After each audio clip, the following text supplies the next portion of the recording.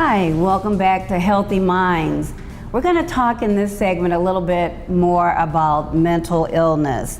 What mental illness is and is not.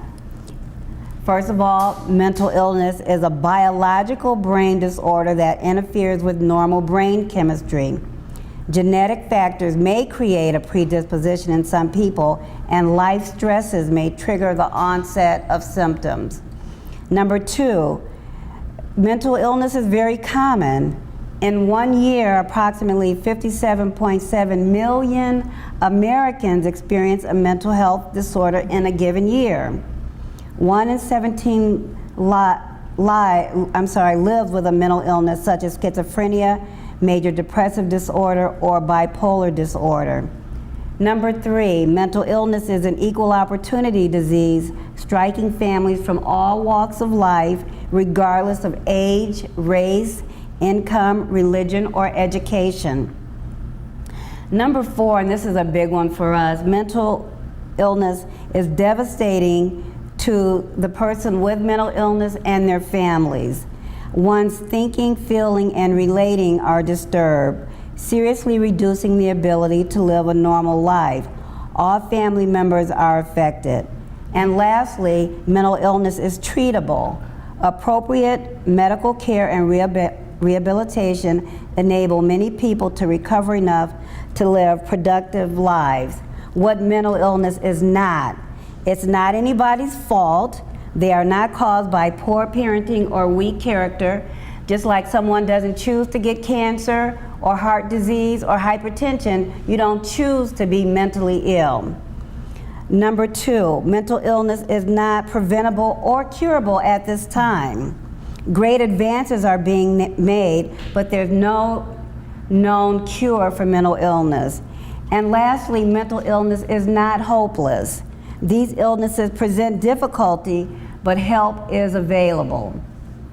And You want to add to that? I just want to interject the idea that it's a no-fault illness. For about 50 years in this country, psychiatry taught that mental illness was the fault of the mother. And if you can imagine how devastating that has been to many families over the years. But now they know it's a no-fault illness. Much of it can be genetic, a genetic link to it, and often it can be no genetic link as well. But more often than not, there's a genetic link in the family history. We've taught the NAMI family to family class for 5 years now. We're in our 5th year, and we've met many people. For some people, their mother or father has a mental illness. For some people, their spouse has a mental illness. They come because their sister or brother has a mental illness, or they come because their children have mental illness. And believe me, these people are from all walks of life. And they're in crisis when they come. They're throwing their hands up and they don't know what to do. They don't know if they're gonna be able to cope because their family members are doing a variety of things from, getting naked to doing really high-risk behaviors, particularly college students, and just a host of behaviors that present themselves with mental illness. And let me mention suicide for a moment. In the current class that my wife and I are teaching, we have about 3 caregivers who have loved ones who have been actively talking about taking their own lives. And suicide is very serious. It is the 10th leading cause of death in the US, more common than homicide, in fact. And it is the 3rd leading cause of death for ages 15 to 24 years of age.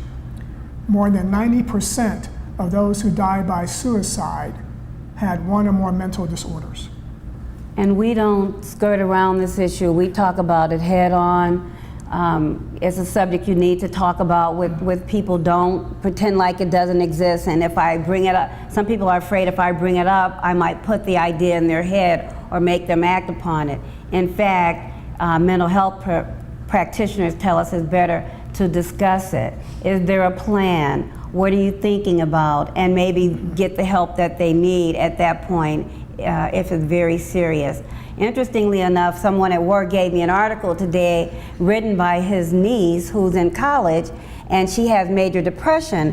And in the article she wrote, she talked about just feeling so depressed and suicidal to the point that she frequently, almost on a daily basis, wanted to jump in front of a car or something, and she had to hold that in. And she talked about how church members will sometimes say, oh, you got to give that to the Lord, instead of engaging her and really talking about what's on her heart. When we, for those that are Christian or whatever your faith, and you may make a statement like that, you think you're being helpful, but it's not helpful at all. Those people want to be heard, they want to be listened, they want you to see who they are and sense what they're feeling. So that was very interesting to me as well. So I think at this point you want to talk about the predictable stages of emotional response. Okay. So first there's the catastrophic event that something has happened to your loved one. And let me just jump in. These are stages that family members go through. There's predictable stages that those with mental illness go through, and there's predictable stages that family members go through. So there's the shock that there's something wrong with your loved one. And during this time, there's a lot of crisis and chaos going on, disbelief, confusion, denial, just a sense of being shattered and not knowing what to do. And it is a time of crisis, often complicated by denial. And then there's hoping against hope that it's really not that bad, it must be something else, but it couldn't be mental illness. Right. And then in our own experience, that's what we kept thinking. This has got to be something else. He's a man, he's a boy, he's going into malehood. It's college, the stress of college. It's the people he's hanging around. We wanted to attribute the mental illness to all those things, even to that it was marijuana. And many times we kept thinking, why isn't he testing for something stronger? We thought methamphetamine, something, but it would only come out marijuana. Mm-hmm. And that led the doctors to believe, no, there's something underlying going, this is not just the addiction. So the family members will use denial and not want to sometimes face the fact, because of the strong stigma in our society about being mentally ill. Families don't want to share that with other people, that someone in the family has a mental illness. And so during this time of crisis and shock, what the family needs is empathy. They need crisis intervention, comfort, and support. And that's what NAMI brought to us.